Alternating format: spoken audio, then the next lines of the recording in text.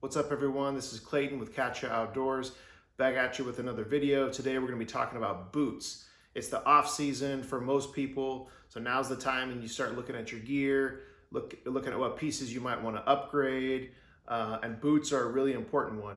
Stick around to the end of the video and I'm going to give you 3 tips for your boots. Today I'm going to show you 3 pairs of boots that I have right now. I'm going to talk about some boots that I've purchased in the past and what I like and don't like, and then what I would look for in my next pair of boots. Obviously, this is a really biased subject because everybody's foot is different, everybody's body is different. I'm a big guy, I have a big foot. In like running shoes, I usually wear a size 14.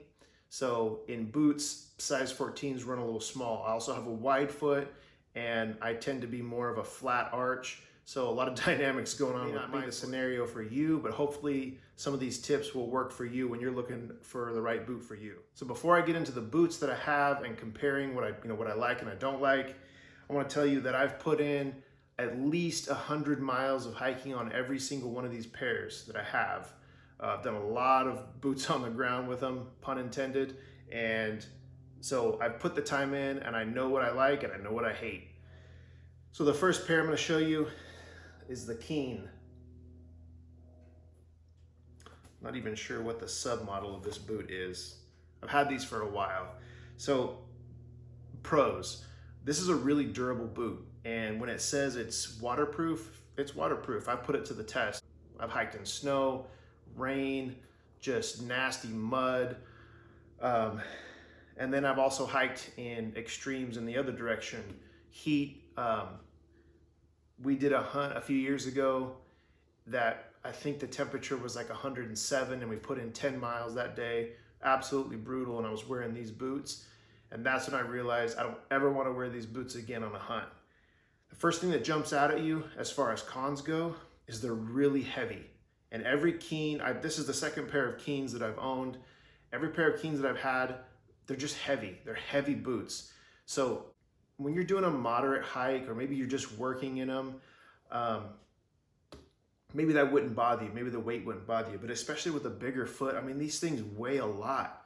So when you're on the mountain for 10 hours, 12 hours, and you're hiking around, a heavy boot makes a big difference. That's a lot of weight on your foot over and over and over.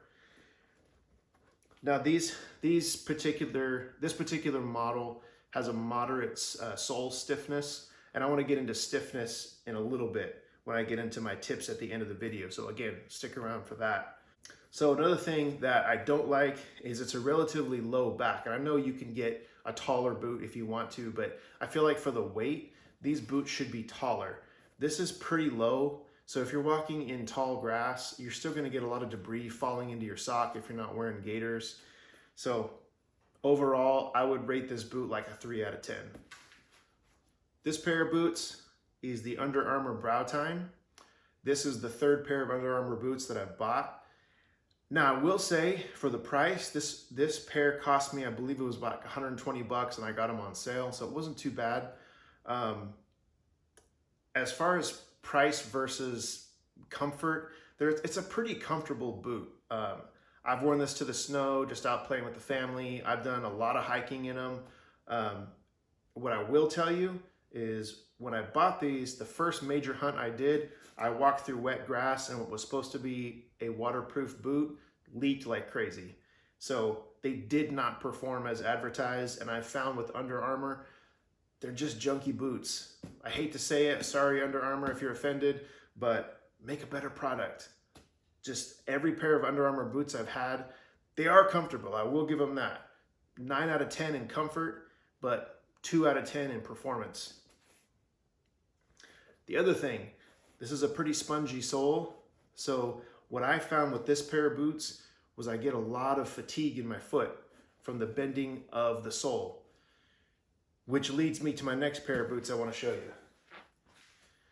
This is my most recent boot purchase. This is the Crispi Thor IIs.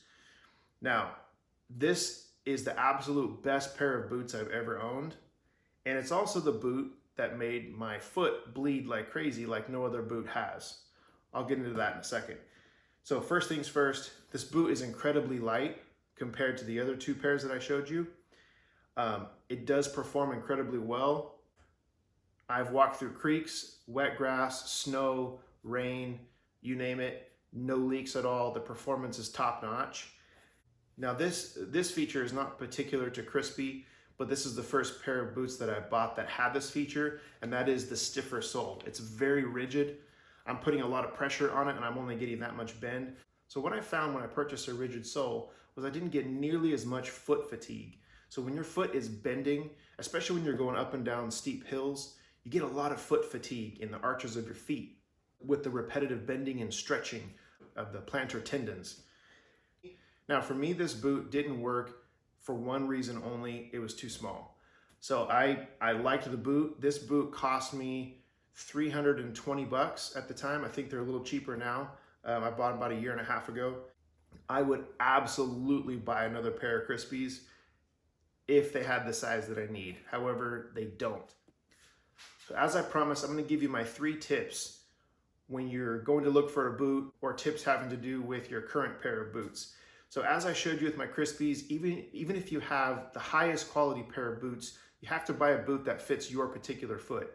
It might even be your size, but it won't fit your foot. So like I said at the beginning of the video, I have a wide foot. Now what that means is when I'm hiking for 10 hours, a boot that fit me at 6 a.m. may not fit me at 5 p.m. because my foot's gonna swell, and especially if I have a lot of weight in my pack, that weight pushing down your foot with the swelling, that your foot's gonna swell and expand. So if you have any kind of tension in your toe box at the beginning of your hike, or when you try on your boot, that's gonna turn into bloody feet really quickly. So that's my first tip, is don't buy a boot for your current foot size. Buy a boot for the size of your foot that it's gonna be after a lot of hiking and swelling and a heavy pack. That's the size of boot you wanna buy.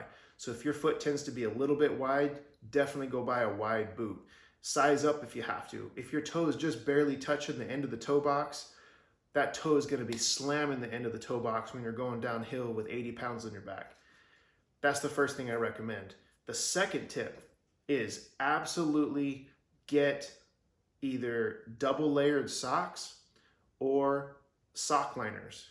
If you're only wearing one pair of socks and your feet sweat, like a lot of us do, your socks will build up that moisture in the sock, and it creates this soggy layer between your foot and your boot.